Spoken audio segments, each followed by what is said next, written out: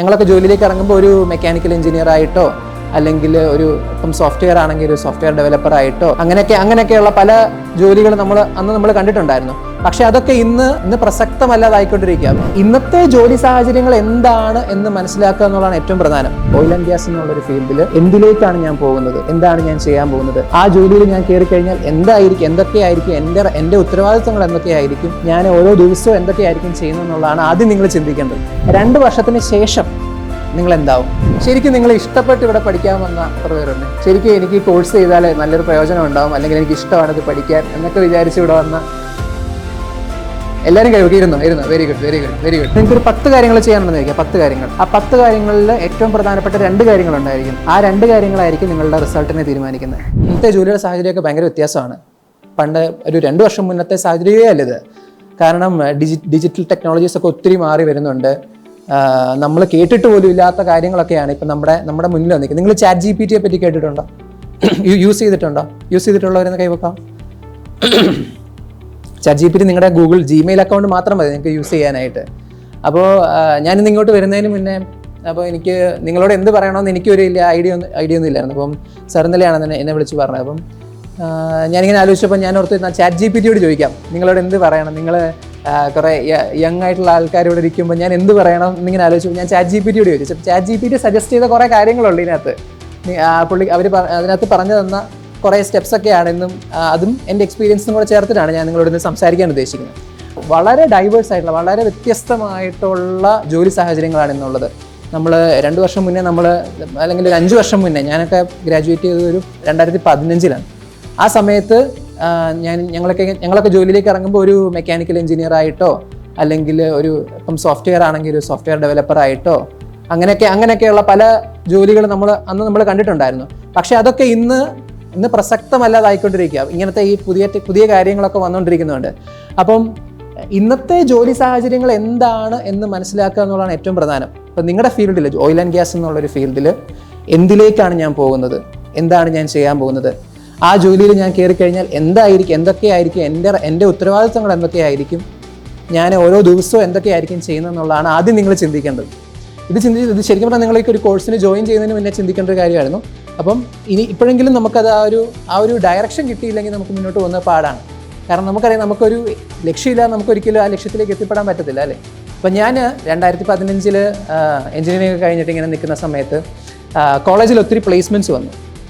ഞങ്ങളുടെ കോളേജിൽ ഒത്തിരി പ്ലേസ്മെൻറ്റ്സ് വന്നു. അപ്പോൾ ഞങ്ങളുടെ കോളേജിൽ 100% എല്ലാവരെയും പ്ലേസ്ഡ് ആവും. പക്ഷേ മെക്കാനിക്കൽ എഞ്ചിനീയേഴ്സ് ഒക്കെ പോകുന്നത് ചിലപ്പോൾ സോഫ്റ്റ്വെയറിലേക്കൊക്കെ ആയിരിക്കും, അല്ലെങ്കിൽ മറ്റ് പല ജോലികളിലേക്ക് സെയിൽസിൽ പോയവരുണ്ട്, മാർക്കറ്റിങ്ങിൽ പോയവരുണ്ട്, അങ്ങനെ പല ഇതിലേക്ക് പോയ ആൾക്കാരുണ്ട്. അപ്പം ഞാൻ ഈ പറയുന്നതിനിടയ്ക്ക് എന്തെങ്കിലും ഉണ്ടെങ്കിൽ നിങ്ങൾ ചോദിക്കണം കേട്ടോ. എപ്പോൾ വേണമെങ്കിലും ചോദിക്കാം. സ്റ്റോപ്പ് ചെയ്തിട്ട് എന്തെങ്കിലും സംശയങ്ങളുണ്ടെങ്കിൽ ചോദിക്കാം. ഞാൻ എൻ്റെ ഫീൽഡുമായിട്ട് ബന്ധപ്പെട്ടിട്ടുള്ള കാര്യങ്ങളായിരിക്കും കൂടുതൽ സംസാരിക്കുന്നത്. പക്ഷേ നിങ്ങൾക്ക് അതുമായിട്ട് ബന്ധപ്പെട്ടുള്ള അല്ലെങ്കിൽ ജനറൽ ആയിട്ടുള്ള എന്തെങ്കിലും കാര്യങ്ങൾ ചോദിക്കാനുണ്ടെങ്കിൽ ഉറപ്പായിട്ടും ചോദിക്കാം.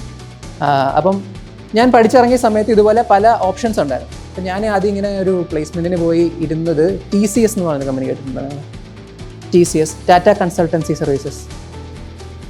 കേട്ടിട്ടുണ്ടോ? ഓക്കെ. ഇൻഫോ പാർക്കിലൊക്കെ എല്ലാ IT മേഖലയിലുള്ള വലിയൊരു കമ്പനിയാണിത്, TCS എന്ന് പറഞ്ഞിട്ട്.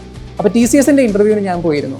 ഞാനിപ്പോൾ നിങ്ങളോട് ചോദിച്ച ചോദ്യം അവിടെ ഇരുന്ന് ഇൻ്റർവ്യൂവർ എന്നോട് ചോദിച്ചു, എന്താണ് നിങ്ങൾ എക്സ്പെക്ട് ചെയ്യുന്നത് ഈ ജോലിയിൽ നിന്ന്? അത് ആപ്പ് ഡെവലപ്പ് ചെയ്യുക എന്നുള്ളൊരു ജോലിയായിരുന്നു. ആപ്പ് ഡെവലപ്മെൻറ്റിലായിരുന്നു ഞാൻ എത്തിച്ചേർന്നത്. അപ്പം അത് ഇൻ്റർവ്യൂവർ എന്നോട് ചോദിച്ചു, നിങ്ങളൊരു മെക്കാനിക്കൽ എഞ്ചിനീയറാണ്, എന്താണ് നിങ്ങൾ എക്സ്പെക്ട് ചെയ്യുന്നതിനകത്തുനിന്ന്, എന്താണ് നിങ്ങൾ പ്രതീക്ഷിക്കുന്നതെന്ന്.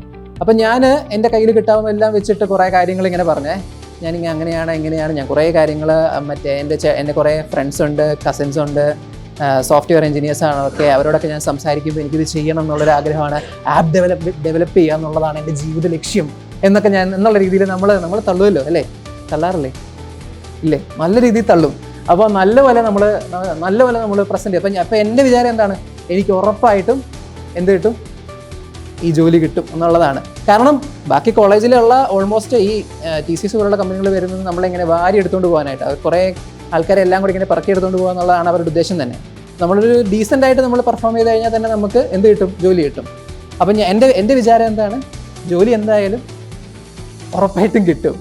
പക്ഷേ എന്ത് പറ്റി, അവസാനം ഇൻ്റർവ്യൂ കഴിഞ്ഞ് അടുത്ത റൗണ്ടിലേക്കുള്ള റിസൾട്ട് വന്നപ്പോൾ എൻ്റെ പേരില്ല, ഞാൻ ഔട്ടായിരുന്നു അതിനകത്ത്. ഒരു ഇൻ്റർവ്യൂവർ എന്താണ് നമ്മുടെ മുന്നിലിരിക്കുന്ന ഒരാൾ എന്താണ് എക്സ്പെക്റ്റ് ചെയ്യുന്നതെന്ന് പോലും അറിയാതെ നമ്മൾ ഒരാളോട് സംസാരിക്കുമ്പം അയാൾക്ക് തന്നെ തോന്നും, ഓക്കെ ഇവനിങ്ങനെ ഒരു ലക്ഷ്യബോധം ഇല്ലാത്ത വന്നിരിക്കുന്ന ഒരാളാണെന്നുള്ള കാര്യം അവർക്ക് തോന്നും. അവിടെ നമ്മൾ എന്ത് പറഞ്ഞെന്ന് പറഞ്ഞിട്ട് കാര്യമില്ല, നമ്മൾക്ക് എന്ത് വലിയ നമുക്ക് എത്ര മാർക്ക് ഉണ്ടെന്ന് പറഞ്ഞിട്ടോ നമ്മൾ എത്ര കോഴ്സ് പഠിച്ചെന്ന് പറഞ്ഞിട്ടോ ഒന്നും കാര്യമില്ല. പക്ഷേ ഒരു ഇൻ്റർവ്യൂയുടെ മുമ്പിൽ നമ്മൾ ഇരിക്കുമ്പോൾ നമുക്ക് കൃത്യമായിട്ടൊരു ഐഡിയ ഉണ്ടാവണം, എന്താണ് ഞാൻ ചെയ്യാൻ പോകുന്നത്, ഇയാൾ എന്താണ് ഇതിൽ നിന്ന് പ്രതീക്ഷിക്കുന്നത് എന്നുള്ളൊരു ഐഡിയ ഉണ്ട്. അതാണ് ഒന്നാമത്തെ കാര്യം. പ്രത്യേകിച്ച് ഇന്നത്തെ ജോലി സാഹചര്യത്തിൽ എന്താണ് നമ്മൾ പ്രതീക്ഷിക്കുന്നത് എന്നുള്ളത് മനസ്സിലാക്കണം. അതാണ് ഒന്നാമത്തെ കാര്യം. ഇപ്പം നിങ്ങൾ അടുത്ത മാസം നിങ്ങൾ ഇവിടുന്ന് ഇറങ്ങും. ഈ നല്ലൊരു ഇൻസ്റ്റിറ്റ്യൂട്ടാണിത്. ഇത് നല്ല നിങ്ങൾക്ക് ഇവിടെ എനിക്ക് സാർ പറഞ്ഞു ഇവിടെ ഓൾമോസ്റ്റ് എല്ലാവർക്കും പ്ലേസ്മെൻറ്റ് കിട്ടുന്നുണ്ടെന്നൊക്കെ പറഞ്ഞു. അപ്പോൾ അടുത്ത മാസം നിങ്ങൾ ഇവിടുന്ന് ഇറങ്ങിക്കഴിഞ്ഞാൽ പിന്നെ നിങ്ങൾ പോയി ഒരു ജോലിയിലേക്ക് പ്രവേശിക്കുന്നു. 2 വർഷം നിങ്ങൾ ജോലി ചെയ്യുന്നു. 2 വർഷത്തിന് ശേഷം നിങ്ങൾ എന്താവും? ആ ഒരു ചിന്തയും കൂടെ ഉള്ളത് നല്ലതാണ്. എന്താണ് ഭാവിയിൽ സംഭവിക്കാൻ പോകുന്നത്? ഞാനിപ്പോൾ പറഞ്ഞു നിങ്ങളോട് ഒത്തിരി പുതിയ ടെക്നോളജീസൊക്കെ വരുന്നുണ്ട്, ഒത്തിരി പുതിയ കാര്യങ്ങൾ, നമ്മൾ കേട്ടിട്ട് പോലും ഇല്ലാത്ത കാര്യങ്ങൾ. നിങ്ങൾ ചിലപ്പം നിങ്ങളിപ്പോൾ ഈ ലിങ്ക്ഡിനിലൊക്കെ ഉപയോഗിക്കുന്ന ആൾക്കാരുണ്ടോ? ലിങ്ക്ഡിൻ എന്ന് പറഞ്ഞൊരു ഉണ്ട്, കേട്ടിട്ടില്ലേ?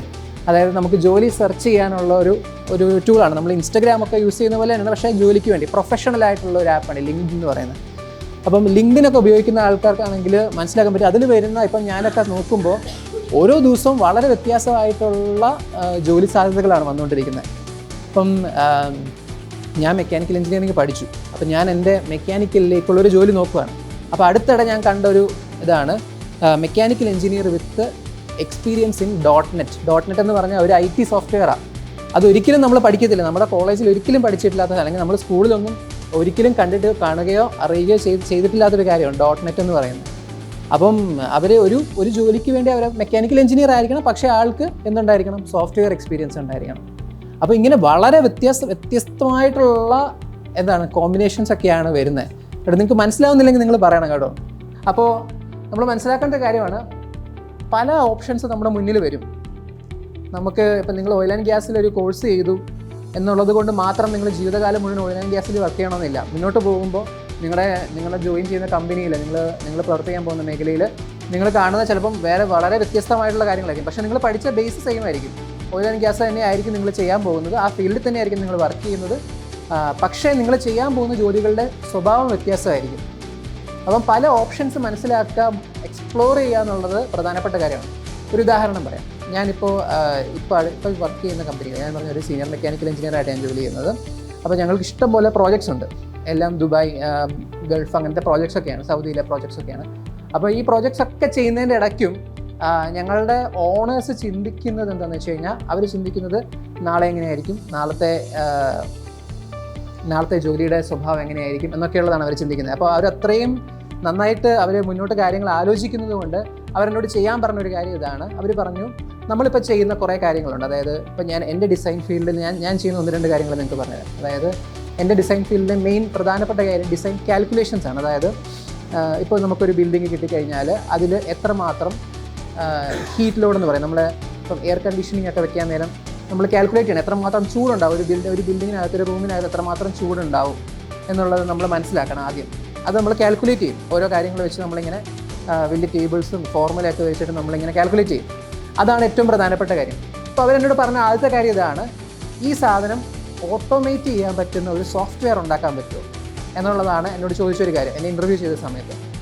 ഞാൻ പറഞ്ഞു, എനിക്ക് ചെറിയ എക്സ്പീരിയൻസ് ഒക്കെ ഉണ്ട് കേട്ടോ, ഈ പഠിച്ചപ്പോൾ സമയത്ത് ചെറിയ കോഡിങ് എക്സ്പീരിയൻസ് ഒക്കെ ഉണ്ട്. അപ്പോൾ ഞാൻ പറഞ്ഞു നമുക്ക് ചെയ്തു നോക്കാം എന്ന് പറഞ്ഞ് ഞങ്ങൾ ചെയ്യാൻ തുടങ്ങി. അപ്പോൾ ഞങ്ങൾ ചെയ്തു തുടങ്ങിയപ്പോഴാണ് ഞങ്ങൾക്ക് മനസ്സിലായത്, യൂറോപ്പ് പോലെയുള്ള സ്ഥലങ്ങളിൽ, ഞാൻ ഓസ്ട്രേലിയയിൽ ഒരാളെയാണ് കണ്ടത്, അവിടെയൊക്കെ ഓൾറെഡി ഈ സാധനം അവർ ഓട്ടോമേറ്റ് ചെയ്ത് കഴിഞ്ഞു. അതായത് നിങ്ങൾ ബിൽഡിങ്ങിൻ്റെ ഒരു CAD-ൽ ഒരു ഡ്രോയിങ് വരച്ചിട്ട് നമ്മൾ കൊടുത്തു കഴിഞ്ഞാൽ, അല്ലെങ്കിൽ ഒരു 3D മോഡൽ ഉണ്ടാക്കി കൊടുത്തു കഴിഞ്ഞാൽ ആ സോഫ്റ്റ്വെയർ തന്നെ കാൽക്കുലേറ്റ് ചെയ്യും എത്രയാണ് വേണ്ടത്, എന്താണ് വേണ്ടത്, എന്തൊക്കെ മെഷീൻസ് വെക്കാം, അവിടെ എന്തൊക്കെ ഡക്റ്റ് എങ്ങനെയൊക്കെ കൊണ്ടുപോകാം, എന്തൊക്കെ ഡിഫ്യൂസേഴ്സ്, അങ്ങനെ കുറേ കാര്യങ്ങളുണ്ട് ഞങ്ങളുടെ ഫീൽഡിൽ, എന്തൊക്കെ ചെയ്യാം എന്നൊക്കെയുള്ള കാര്യങ്ങൾ തന്നെ സോഫ്റ്റ്വെയർ തന്നെ ചെയ്യുന്ന കാര്യങ്ങൾ ഓൾറെഡി അവർ ഡെവലപ്പ് ചെയ്ത് കഴിഞ്ഞു.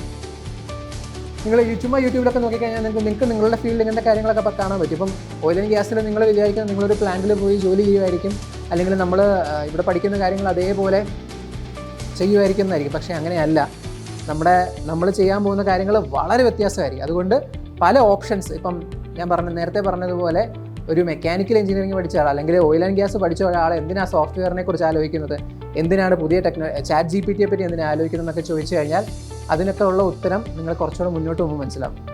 അടുത്തൊരു 2 വർഷം കഴിയുമ്പോൾ 3 വർഷം നിങ്ങൾ ജോലി ചെയ്ത് കഴിയുമ്പോൾ നിങ്ങൾക്ക് മനസ്സിലാവും. അപ്പോൾ എളുപ്പമല്ല, നിങ്ങളെ പേടിപ്പിക്കാൻ വേണ്ടി ഞാൻ സാറിനോട് പറഞ്ഞു, ഞാൻ നിങ്ങളെ പേടിപ്പിക്കാൻ വേണ്ടിയല്ല വന്നത്. പക്ഷേ എളുപ്പമല്ല ഒരു ജോലിയിൽ എത്തിപ്പെടുക എന്നുള്ളതോ ഒരു ജോലിയിൽ നന്നായിട്ട് മുന്നോട്ട് പോകുക എന്ന് പറയുന്നതോ എളുപ്പമുള്ള കാര്യമല്ല. ഞാൻ കണ്ടിട്ടുണ്ട് ആൾക്കാർ 14 മണിക്കൂർ 16 മണിക്കൂറൊക്കെ ഓവർ ടൈം ഇല്ലാതെ വർക്ക് ചെയ്യുന്നത്, ഓവർ ടൈം പേയ്മെൻറ്റ് ഇല്ലാതെ വർക്ക് ചെയ്യുന്ന ആൾക്കാർ കാണുന്നുണ്ട്, ഡെയിലി കണ്ടുകൊണ്ടിരിക്കുകയാണ്. അപ്പോൾ അങ്ങനെയൊക്കെയുള്ള ഒരു ഭയങ്കര വ്യത്യാസമായിട്ടുള്ളൊരു സാഹചര്യത്തിലേക്കാണ് ഞാനും നിങ്ങൾ ഉൾപ്പെടെയുള്ള എല്ലാവരും നിൽക്കുന്നത്. അപ്പം ഞാൻ പറയാൻ ഉദ്ദേശിക്കുന്ന കാര്യം ഇതാണ്, it is okay not to know എന്ന് വെച്ച് കഴിഞ്ഞാൽ ചിലപ്പോൾ നമുക്ക് അറിയത്തില്ല, സത്യമാണ്, നമുക്ക് ചിലപ്പോൾ അറിയത്തില്ല എന്താണ് നമ്മൾ ചെയ്യാൻ പോകുന്നത്, നമ്മുടെ കരിയറിൽ എന്താണ് നമ്മൾ ചെയ്യുന്നത്. ചിലപ്പോൾ നമ്മളെ നിർബന്ധിച്ചായിരിക്കും നമ്മൾ ഈ കോഴ്സിന് പറഞ്ഞു വിട്ടത്, നീ വെറുതെ വീട്ടിലിരിക്കുകയല്ല, നീ പോയി ഈ കോഴ്സ് അറ്റൻഡ് ചെയ്യ് എന്ന് പറഞ്ഞിട്ട് ചിലപ്പം അങ്ങനെ സംഭവിക്കാറുണ്ട് ചിലർക്കൊക്കെ, നിങ്ങളല്ലേ ഞാൻ പറഞ്ഞു ചിലർക്കൊക്കെ. അപ്പോൾ അങ്ങനെയൊക്കെ സംഭവിക്കാറുണ്ട്. അല്ലെങ്കിൽ ചിലപ്പോൾ നമുക്ക് തന്നെ അറിയാതെ നമ്മൾ പല കോഴ്സുകളും എടുത്ത് മുന്നോട്ട് പോകാറുണ്ട്. പക്ഷേ ഇങ്ങനെയൊക്കെ വരുമ്പോഴും നമ്മൾ മനസ്സിലാക്കേണ്ടതാണ്, എല്ലാവരും ഇതൊന്നും അറിഞ്ഞിട്ടൊന്നുമല്ല ചെയ്യുന്നത്. പലർക്കും അറിയില്ല എന്താണ് ഇപ്പോഴും നമ്മൾ ചെയ്യേണ്ടത്, എന്താണ് എൻ്റെ ഇൻട്രസ്റ്റുമായിട്ട് മാച്ച് ആവുന്ന, എൻ്റെ സ്കിൽസുമായിട്ട് മാച്ച് ആവുന്ന ജോലി എന്താണ് എന്നൊക്കെയുള്ളത് ഇപ്പോഴും അറിയത്തില്ല. അപ്പോൾ നിങ്ങൾക്ക് അങ്ങനെ തോന്നുന്നുണ്ടെങ്കിൽ it's okay not to know. മുന്നോട്ട് പോവുക, പുതിയ ഓപ്ഷൻസ് കണ്ടുപിടിക്കുക, നിങ്ങളുടെ മേഖലയിലോ അല്ലെങ്കിൽ അതിനോട് ചേർന്ന് നിൽക്കുന്ന മേഖലയിലോ പുതിയ അവസരങ്ങൾ തേടി കണ്ടുപിടിക്കുക എന്നുള്ളതാണ് പ്രധാനപ്പെട്ട കാര്യം. ഞാൻ ഈ പറയുന്നത് വളരെ പൊതുവായിട്ടുള്ള കാര്യങ്ങളാണ്. എൻ്റെ എക്സ്പീരിയൻസിൽ നിന്ന് ഞാൻ വർക്ക് ചെയ്ത ഫീൽഡിൽ നിന്നാണ് പറയുന്നത്. നിങ്ങൾക്ക് 100 കാര്യങ്ങൾ ചെയ്യാനുണ്ട്, അല്ലെങ്കിൽ നിങ്ങൾക്കൊരു 10 കാര്യങ്ങൾ ചെയ്യാനുണ്ടെന്ന് ചോദിക്കുക, 10 കാര്യങ്ങൾ. ആ 10 കാര്യങ്ങളിൽ ഏറ്റവും പ്രധാനപ്പെട്ട 2 കാര്യങ്ങളുണ്ടായിരിക്കും. ആ 2 കാര്യങ്ങളായിരിക്കും നിങ്ങളുടെ റിസൾട്ടിനെ തീരുമാനിക്കുന്നത്. ഇപ്പം ഞാൻ വർക്ക് ചെയ്യുന്നത് ഒരു സീനിയർ എഞ്ചിനീയർ ആയിട്ടാണ്. ഇതിനുശേഷം ഞാൻ വേറൊരു സ്ഥലത്തേക്ക് ജോലിക്ക് വേണ്ടി പോവാണ്. അങ്ങനെ എൻ്റെ കാര്യങ്ങളൊക്കെ ഞാനിങ്ങനെ പല സ്ഥലത്ത് ചാടിയൊക്കെയാണ് വന്നത്. അപ്പോൾ ഞാൻ നിങ്ങളോട് പറഞ്ഞതും അങ്ങനെ ബേസ് ചെയ്തിട്ടാണ്. പക്ഷേ നിങ്ങളുടേത് അങ്ങനെ ആയിരിക്കണമെന്നില്ല. ചിലപ്പോൾ നിങ്ങൾക്ക് കൃത്യമായിട്ടൊരു ഐഡിയ ഉണ്ടാവും, ഇതാണ് ഞാൻ ചെയ്യേണ്ടത്. ചിലപ്പോൾ ഐഡിയ ഉണ്ടാവത്തില്ല, എന്താണ് ചെയ്യേണ്ടതെന്ന്. എന്താണെങ്കിലും മുന്നോട്ട് പോവുക, ഇവിടെ നിങ്ങൾ എടുത്തിരിക്കുന്ന കോഴ്സ് നന്നായിട്ട് കംപ്ലീറ്റ് ചെയ്യുക, മുന്നോട്ട് പോകുക എന്നുള്ളത് തന്നെയാണ് പറയാനുള്ളത്. ഓക്കെ, അപ്പോൾ താങ്ക് യു സോ മച്ച്.